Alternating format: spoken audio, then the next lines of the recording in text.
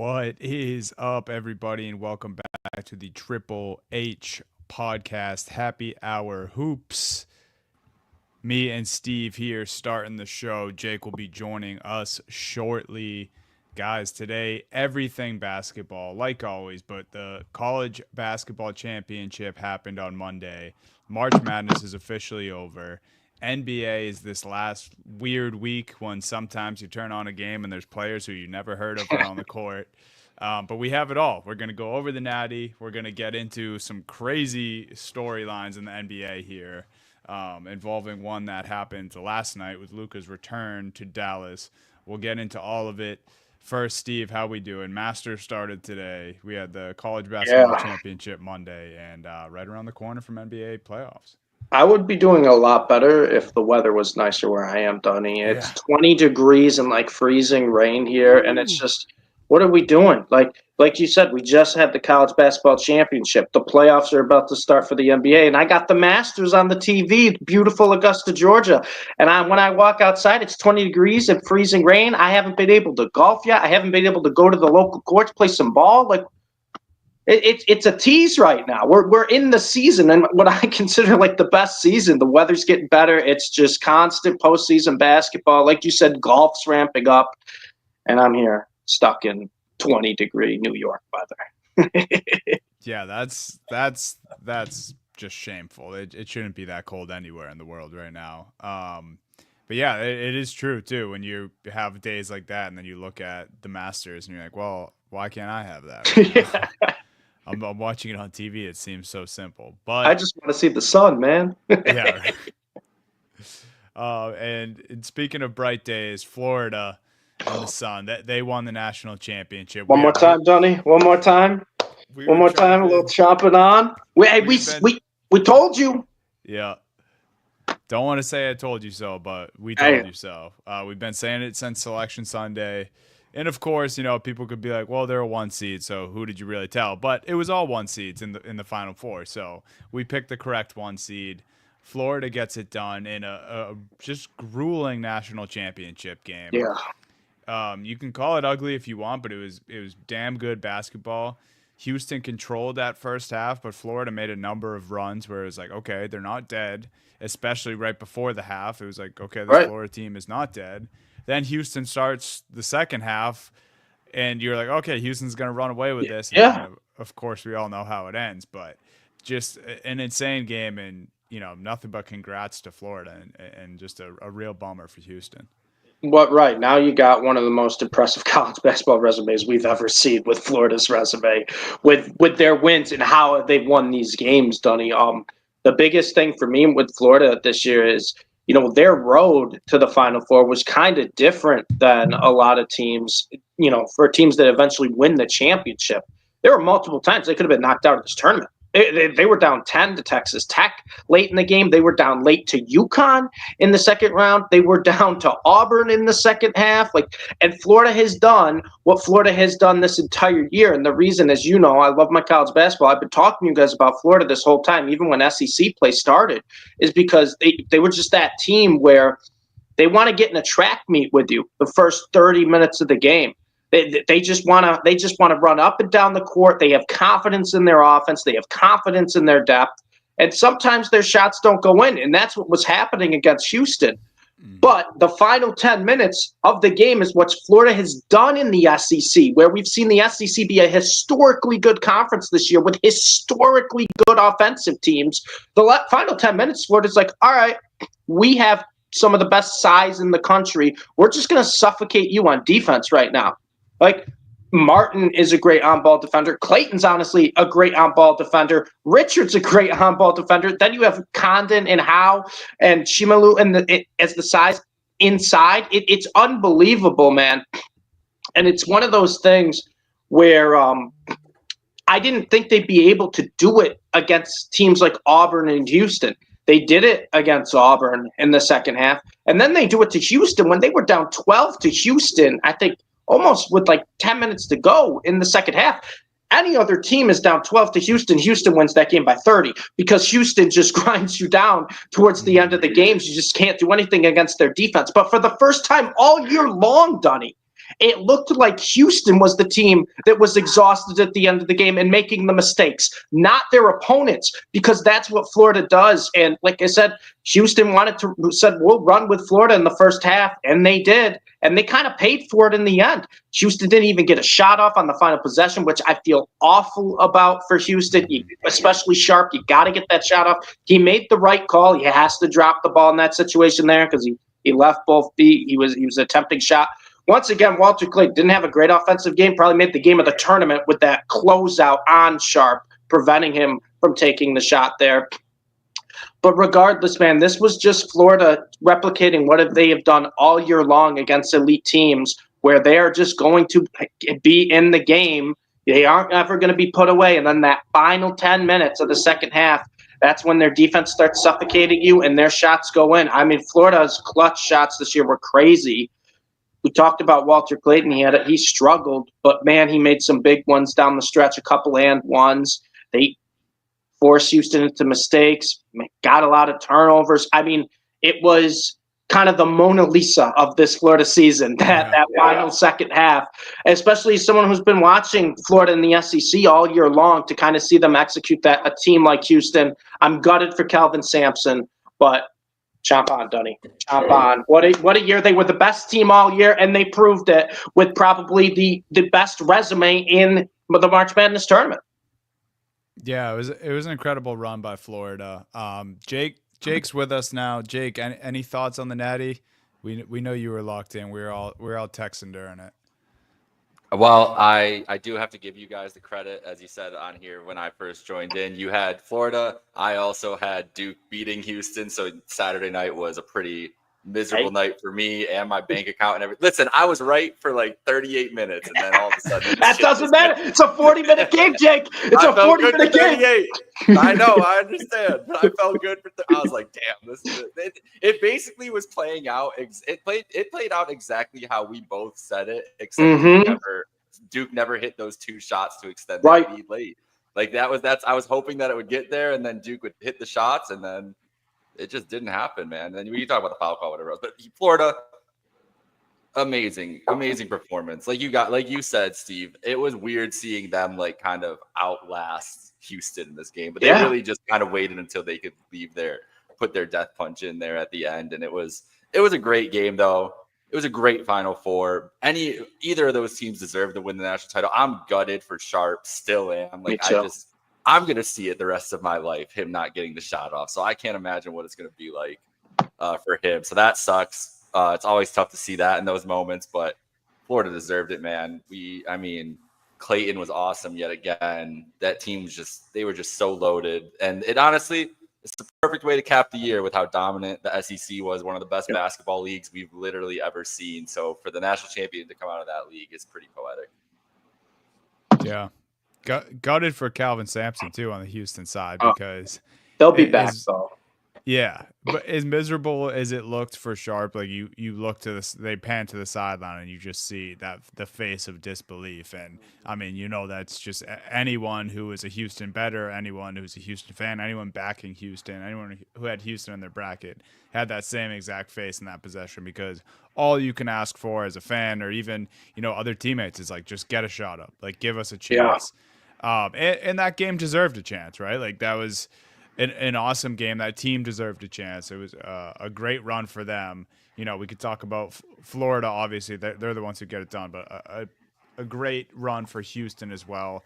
Not really trying to buy into anyone else's brand of basketball other than themselves. And like you mentioned, Steve, they kind of got caught up in that with Florida a little bit, and that might have been the reason they lost this game. But I mean, for Florida, debatably, one of the better college basketball seasons of all time. You mentioned absolutely, Steve, like best team all year. They're in a historically good conference.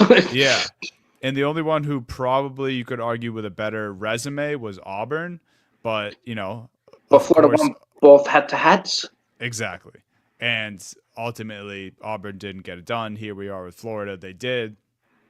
And isn't it funny, guys? We're talking about last week. Walter Clayton Jr.'s fucking stock for all the mock drafts. Are like, is this guy even in the second round to see a first round pick? And then for some reason, obviously not some reason, it's the national championship. They won. So his stock's going to rise a little bit from that. But it's just ironic that it's his worst shooting night in the last like 2 months. And now all of a sudden he's a first round pick. Yeah, now all the talking heads are like, oh, I would take this guy. Yeah, because you haven't been watching Florida all year long. I've been watching the SEC all year long. I've been watching this guy do this the whole year. And that's the thing where I'm happy this Florida team made a run like that, right?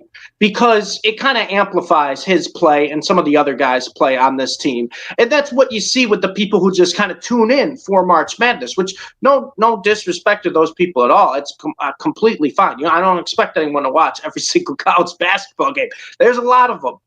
But it is funny, Donnie, because it's such an eye test thing, right? And I almost feel like these mock drafts sometimes, like they just kind of pick names based on like, age, what star recruit were they coming out of high school? Yeah. What's their size, athleticism? And it's like, yeah, that's one thing. But these guys, when they come to college, are 18 years old. They got about 4 years to grow, get better, get stronger, get smarter. And if you could tell me, and I've been arguing this, I argued it with Janai Broom, but I really argued it with Walter Clayton. You can't find 10 guys better. You just can't. What he can do. You said it. He wasn't shooting well in the national championship. His passes were unbelievable in that first. I think he had 7 assists in the first half. His passes were unbelievable. Yeah, he was 0 of 4 from 3 against arguably the best defensive team in college basketball, probably the past 10 years. Just that Houston culture they create, right? They just want to take your best players out of the game, make it just a war for them to get their shots, to get to their spots. And he still impacted the game. And then he impacted the game on the defensive side of the ball, too. So it is funny now because, like you said, Donnie, when are people going to tune in? They're going to tune in for the Sweet 16, Elite 8, Final 4. And then they'll be like, oh, this guy's good. Yeah, we know. We've been watching him all year long. We know he's good. And so I'm actually happy that they're actually talking about him now. They're going to try to get their credit and be like, I told you so. But regardless, Walter Clayton, we've been saying this for a while. You can't find 10 guys better in this NBA draft class. You just can't. Yeah, I don't think so. And it's funny, too, because like you mentioned, 7 assists in the first half for Clayton. He shot 3 of 10 on the game, 1 of 7 from 3. And then this is the game that they try to boost his draft stock after. But it didn't matter because you mentioned those couple and ones. The first and one he had midway through the second half, that was I feel like that's when it started to turn for them. They were like, okay, 1, our guy's on the board now, and 2, we have a fighting chance. Because I think before that he had only made free throws, or maybe he had 1 field goal before that. But it was he drove to the left side, got hit, fell to the ground, and won. And that's when I felt back as a Florida better, and I think that's probably when the team felt back as well. And I think a couple plays later was when I want to say Martin caused the steal and Howe had the and one where he goes up there. And then a couple plays later, Clayton has another and one where he drives and goes. And I was like, you're right. You saw that first one. You saw it fall. And you know how it is, Dunny, with a player like that, right? It just takes one to drop. It just you need to see one go in. Doesn't have to be a 3, doesn't have to be a jump shot. It has to be some type of difficult shot, not just your basic free throw or standard layup. And you said it, Dunny. Once you saw that kind of and one go in, that first one, his reaction to the Florida's team reaction, I think you're right. When that ball went in right there, they were like, we can win this game. We can come back on this team. And it was that confidence was just contagious for the rest of the Gators team, especially at the end of that game. Yeah, and because I just don't think the rest of the team had the confidence, especially in the first half, because Walter wasn't hitting, and Condon he didn't really look ready for the moment in the first half either. I think 3 travel calls in the first half on the big man, which I don't think I've ever seen in any basketball game before. I think 2 of them were back to back. And he's, you could argue their second best player. I maybe would argue that. Elijah Martin. Yeah. I think you're right.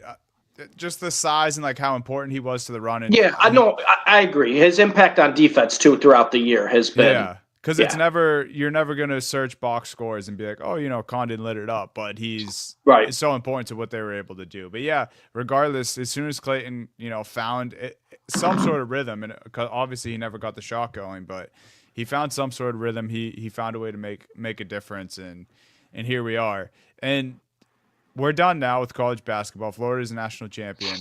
I'm calling this tournament a success, man. Absolutely. I don't understand it. I don't understand that angle. I'm here to call this college basketball season and this tournament a success. It's because everyone loves to bet now. Everyone loves to just tune in and be like, oh, this team's a Cinderella. I'm going to pick them. And they just expect the tournaments to go like how they have sometimes when a 15 seed like St. Pete's makes a run, right? Or you have the Florida Atlantic team make a deep run like that. Or you have the 16s beat the ones, which we've never seen before. And has happened twice in our recent lifetime. That doesn't happen every year. And I told you guys, when we were doing our show before the brackets came out, that there's a clear top 7 this year in college basketball. And like I said, 7 of the 8 teams were in that top 7 that made the Elite 8. And that just makes good basketball games later on. Yeah, you don't have your Cinderellas, but I'm tired of the crap of the NILs ruining college basketball. Oh, this wasn't true madness. We got treated to some of the best basketball games of the year. Mm-hmm. Like I'm sorry, nobody in their right mind would have wanted to see a McNeese play Duke. Nobody. I'm sorry, that's not the case. If you're a true college basketball fan or a true basketball fan, and you want to see basketball at its peak for competitiveness, you're okay with a 4-seed Final Four, especially when it was these 4 seeds, where Auburn had a historic resume, Duke had a historic KenPom rating, Houston had historic efficiencies, and then Florida had the historic just resume at the end, quality wins, and offense and defense combination. Yes, it was a success. And if anyone says anything differently, they don't know ball. I'm sorry, you don't know ball. Yeah. No, I agree. Jake, any last thoughts on the Florida winning the Natty? I think you guys said it well. It was a great tournament. I enjoyed most of that. Every weekend, I enjoyed a lot of the games. Upsets are one thing, but I feel like that, like you're saying, Steve, that's one element of the tournament. We got the best 4. This was one of the top heaviest seasons we've seen with some really great teams, and we got to see them battle it out to decide a national champion. There's nothing. That's what the system's designed for. Yep. That's what we're always hoping for. So it happened. The best team won. Congrats to Florida. I don't think the madness is gone. I think people have been overreacting like crazy, but I think this is going to be more frequent than it has been in years past, and I'm more than okay with it. It's going to make the Cinderella run. Remember, I feel like in the 2010s there was a lot going around where there's too many ups. I feel like that was definitely a thing. When we're getting we had 2 15 seeds win in 1 year. We were getting crazy upsets every year where people are getting numb to it. And now that Cinderella, that next one that we get is going to feel earned. We're going to be oh, how, we're going to throw all our weight in behind the next 13 that makes it to the Sweet 16. The country's going to rally behind it. So sometimes you got to take it away for a year and then it comes back and then it reignites the Cinderella and it becomes a thing that was bigger than it was before. So I think all good things for college basketball going forward, honestly. Yeah, I completely agree with that. I think it's going to make it feel more special because it did lose its luster a little bit the past couple of years. And, the only other thing I got to say to close out college basketball is one more time, Dunny. One more time, Dunny. Chomp it on, baby. Chomp it on. Go Gators. Hey, shout out Happy Hour Hoops. We got a tournament champion right. Yeah. Hey, there we go. Wow. We fucking did it. The last thought here on college basketball. The last mock draft I looked at, albeit it was a couple days ago, Janai Broome was projected to go to the Celtics. I'm just saying. I like it. I think there's some people who say I don't think he'll be great in the pros. Why? Because he plays with his back to the basket. Sometimes he can still shoot. He's great on defense. He's got good awareness. What are we talking about? Yeah, I wouldn't want him on the Celtics. Tony would love that. Yeah, I would love it. Yeah, of course he. I invite it. I wanted Walter Clayton Jr. He's going to be moving up too quick for you now. Yeah, those dreams are gone now that he's a champion. He did dap up Al Horford though, and I'll have that screenshot forever. I'm just all draft day. I'm just going to be pushing that on everyone. But anyway, that's college basketball. Florida wins it. Will be all eyes on the tournament for next year for those upsets and all those angry people out there. But we have crazy shit to talk about in the NBA, guys. Yeah. Let's start in Denver, because I have here the NBA is drunk, and that is because what we saw happen with the Memphis Grizzlies, like all but a week ago, a week and a half ago, and then here we are, Denver Nuggets fire head coach Mike Malone, championship-winning head coach Mike Malone. They fire their GM in the same day, and we are days away from the NBA playoffs. I believe Denver are they the 4 or the 5 seed as it stands? And to be fair, Denver hasn't been great as of late. They've been dropping games, but this is one of the more crazy things I've seen in the NBA. We fucking had it all this season, guys. Luka gets traded to the Los Angeles Lakers, teams up with LeBron.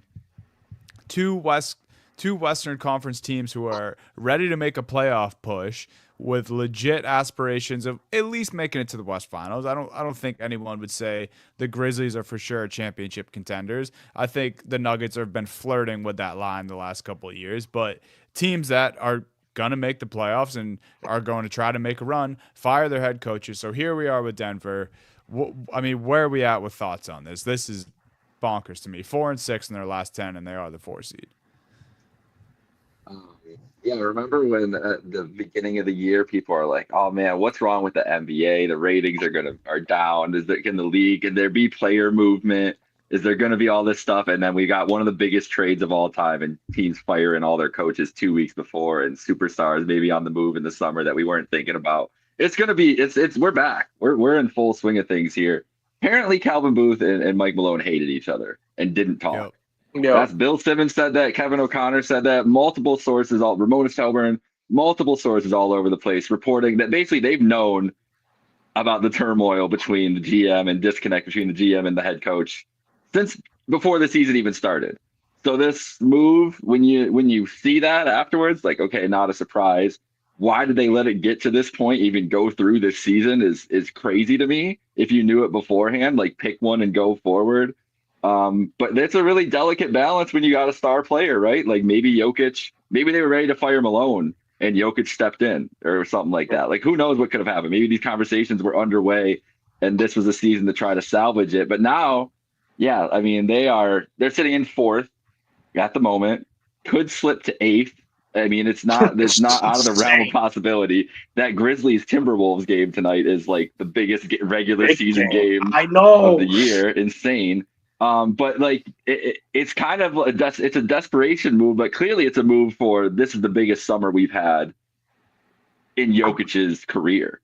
Like because whatever they do this summer sets up for what he feels about them going forward. And I never thought of Jokic as a guy who might ask for his way out, but if this organization turns towards some turmoil or maybe it's not as well built as we thought, because you got to think the guy who drafted Jokic and the guy who built this original team is gone.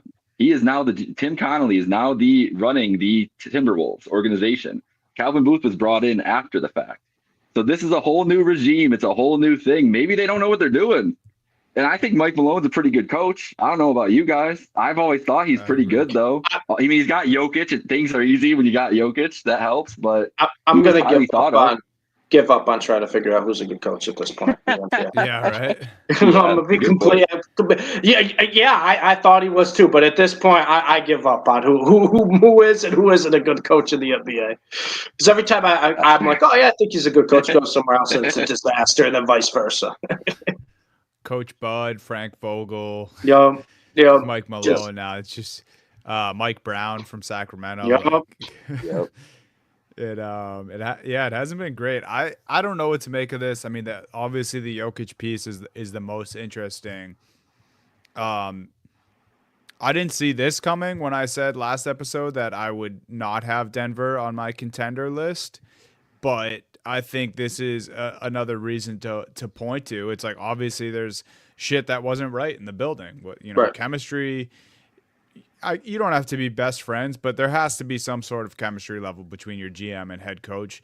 Otherwise, it's always going to end poorly. And obviously, I think some people, like, there was always murmurs about this, but like you said, Jake, like, it was reported on pretty heavily as soon as this happened that these two just did not like each other. And if you are a star player like Jokic, you already brought the city a championship.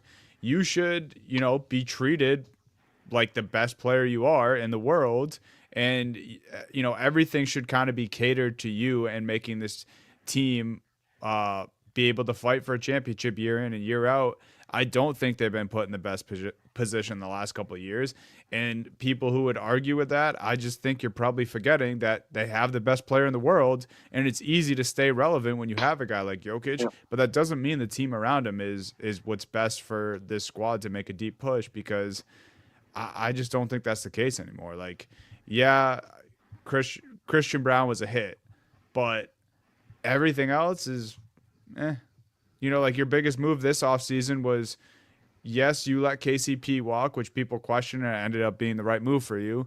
But you also brought in Russ and I don't think Russ has been a failure on Denver. We actually are all big Russ fans. I think there's been some very good moments for Westbrook in Denver. But if that was your big splash of the offseason, that's not enough.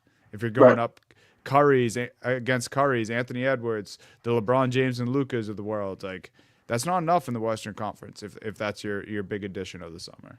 And I think there were frustrations, too, inside the organization, right, of not playing some of the young guys over some of these vets. And that was kind of amplified, obviously. Russ was kind of targeted for that. I think it was he was playing over Jalen Pickett. I think it was the big one they're upset. But regardless. Watson, I heard, too. Yeah.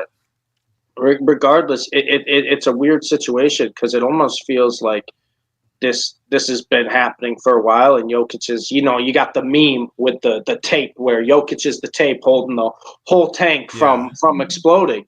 And, you look at what Jokic is doing, guys. We already talked about him having a historic season, probably his best season of his career. He's probably having his best stretch of his career lately. I looked at one point, he was like 45, 12, and 10 in the month. Like, what are we talking about?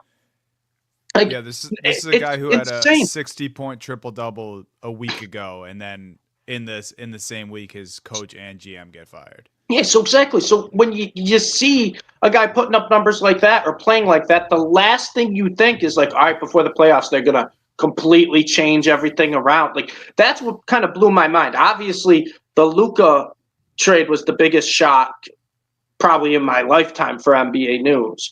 But this one here felt not as shocking, but very shocking as well, because it was just like, this is a Denver Nuggets team that, I get it if they had fallen short a bunch. They won the championship a couple of years ago. They won a championship a couple of years ago. They have the best player in the world right now who's playing like the best player in the world.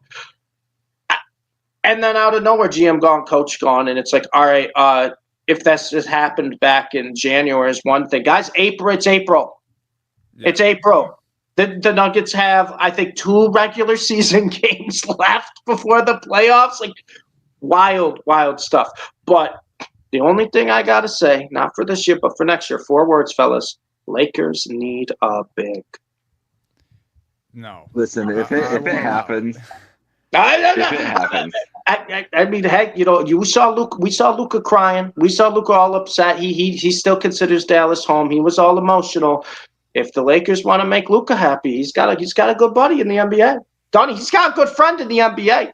He always smiles when he sees at the All-Star week. We're always hanging in the off season. And guess what? Jackson Hayes isn't going to be locked in for long. The Mark Williams deal fell through. Lakers need a big. I'm just saying. I'm just saying. I mean, hey, Redick already called them the Harlem Globetrotters. If you want someone with some fancy passes or to do something that's going to look like the Harlem Globetrotters, Dunny, just 4 words here. Lakers need a big. If the Celtics can't have Walter Clayton Jr., the Lakers can't have Jokic, all right? I'm putting my foot down on that one. But in all seriousness, you guys, I don't know how this can possibly be true, but I saw the Lakers are the betting favorite if Jokic does get traded. Yeah, which but is it's always fucking the crazy. same teams that are the betting favorites, Yeah, right? It's true. always those big market successful teams. Celtics are probably in there somewhere. Like it's always those type of teams. So I don't take too much into that, Hey, but I'm I just saying, did see that too. Drew Holiday contract though for Needs to get Porzingis. dumped. Porzingis, Drew Holiday. Get some picks in there. Celtics need a big. See, Donnie likes that. Donnie likes that one. Change the first word. I'm all in. Now, how about Jared Allen and maybe Darius Garland? I'd trade both of them for Jokic right now. But That's a good haul. oh yeah, That's a good absolutely. haul. You wouldn't even Build think your twice team around about that. that. You wouldn't even think twice about that. The thing is, like, two things, right? Jokic seems like a guy, and obviously at this point in the NBA, who knows now? Because I honestly could envision a year where Jokic and Giannis are gone in this offseason and go to different places, which is wild to think that, in my opinion, Dunny, like the three best kind of not young, but like after LeBron, Steph era, like players of our generation, Giannis, Jokic, Luka. No disrespect to Tatum. I'm not going to throw him under the bus, but I think those three were kind of that tier. The fact that within a calendar year, all three could be in different places and is not that far-fetched is the wildest statement, especially all three of those guys were tied into loyalty. So that's crazy in itself, right? But Jake, I mean, if you're looking at this and you're looking at, okay, like the Nuggets kind of changed everything up. We don't really know if Jokic like wants to like be like the LeBron like aspect, right? And bring his guys to him.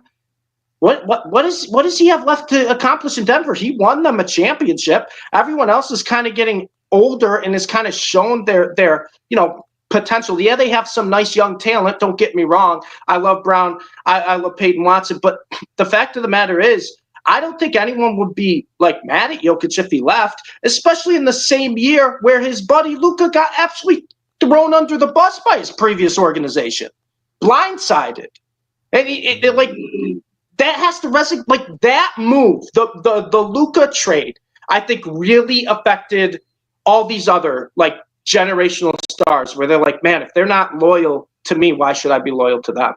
And 2-3 games before the playoffs, you're kind of firing your coach, firing your GM. It's kind of a circus going into the postseason. We're not talking about a team that hasn't done it before, guys, right? We're talking about a team that's won a championship a couple years ago. We're talking about a guy's 3-time MVP, should win the MVP this year, but nope, not today. But the fact of the matter is, there's no reason for him to have to feel obligated. He's got to stay.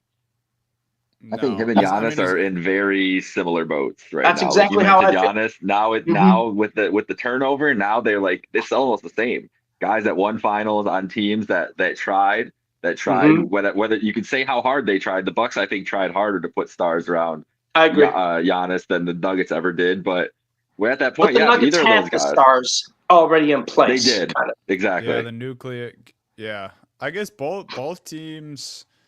Like Milwaukee was kind of willing to attempt to break up the nucleus, and Denver kind of didn't. And I don't know, honestly, both teams. Look at them both now. They're both they're both 4-5 seeds. Like they're both the only reason they're even like that's the ceiling. That's a ceiling if you have an otherworldly talent, but you don't have really much else around them. You can get to like the 4 seed, maybe the 3 seed.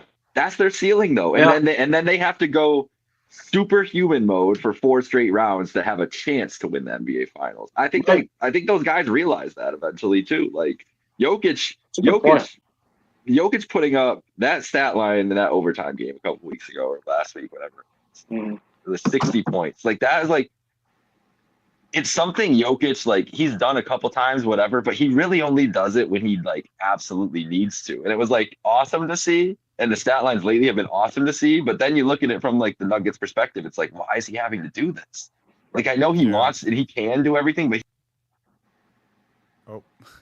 oh no, we lost Jake. But yeah, just to kind of put a bow on this Jokic discussion, it is weird because I was driving home from work today and I was thinking about it. I'm like, if you are a Nuggets fan, and I'm not going to pretend to know what it's like to have a guy like Jokic on your team, but if you're a Nuggets fan, like is part of you okay depending on the haul you get back?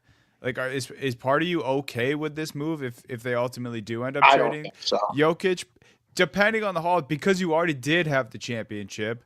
He's he's around 30 now. He is 30 now. So it's like I don't know. I don't think you ever be okay with it, but it's not the Luka situation where you got close. No, you were blindsided. Didn't get there, blindsided. Like this, at least there's turmoil. You got the championship already. You don't really have that much flexibility with the second apron now, and you have expiring guys on your team. Like Jamal Murray, I think his best days are probably behind him, especially with the knee injury a few years ago. Mm-hmm. Michael Porter Jr., we know who this guy is. Christian Brown, a hit. We already mentioned that. Like that's great, but he's not the second best player on a championship team. Right. And then, like I said, you brought in Bruss. That's great. Going back to what I said probably close to 2 months ago now, does Denver think about this Kevin Durant trade or what? Yeah, I know it's interesting, right? Because it's like, does that Denver try to get other pieces around Jokic and just be like, we're going to want to play out his career, or do we just we already kind of fired the GM and the coach? We're just going to kind of start from scratch, and hopefully we can get a out of this world type of haul. Because like I said, Jokic doesn't have anything not left to give Denver, but he doesn't have anything like that forces him to stay there. He did everything for him. Jokic can do what he wants at this point. It's like, I don't think he should feel bad or anything about it. No. Yeah, obviously fans are going to be upset with a star like that, but the way this is kind of going down makes me feel like this offseason, it's at least going to be entertaining options, right? Oh, yeah. I mean, I think this is going to be a pretty crazy offseason. I think it's going to be similar to the deadline, honestly. Mm-hmm. All right, real quick before we move on to our last topic, does Jokic get traded before next year's deadline, let's say? So maybe don't put it to this summer. Just quick yes or no, do you guys think Jokic gets traded before next year's deadline? Not yet. I'm still going to go no. All All right, just to be fun, I'm going to say yes. right, pick the team. Lakers need a pick.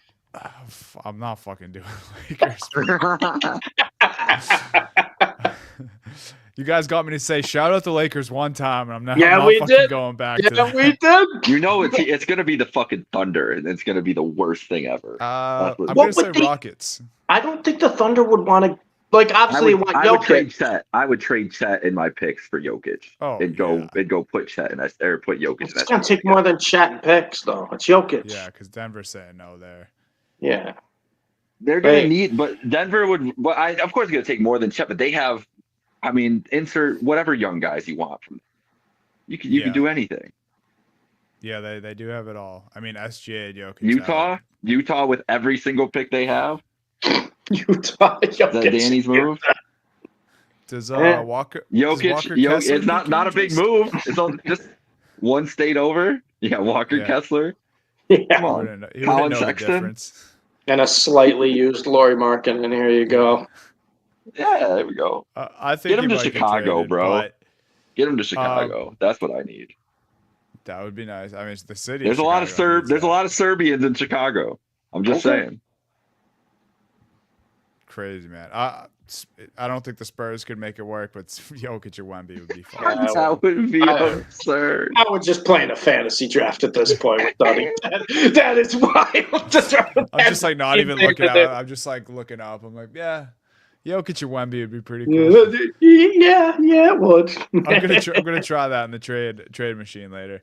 All right, last subject here, real quick. Luka returned to Dallas last night, and at least for me, it went pretty much as expected. I thought the Mavericks had no fucking chance in that game, and that might be an obvious statement, but like you do have AD there, you are at home. I don't know if that's any added motivation for the Dallas guys. I thought it might be a little added motivation for AD at least, but I thought they had no chance, and that was quite literally how it went. Steve, it was funny. what was that, like a half hour before the game started? We were texting in our group chat. I said Luka 50 burger.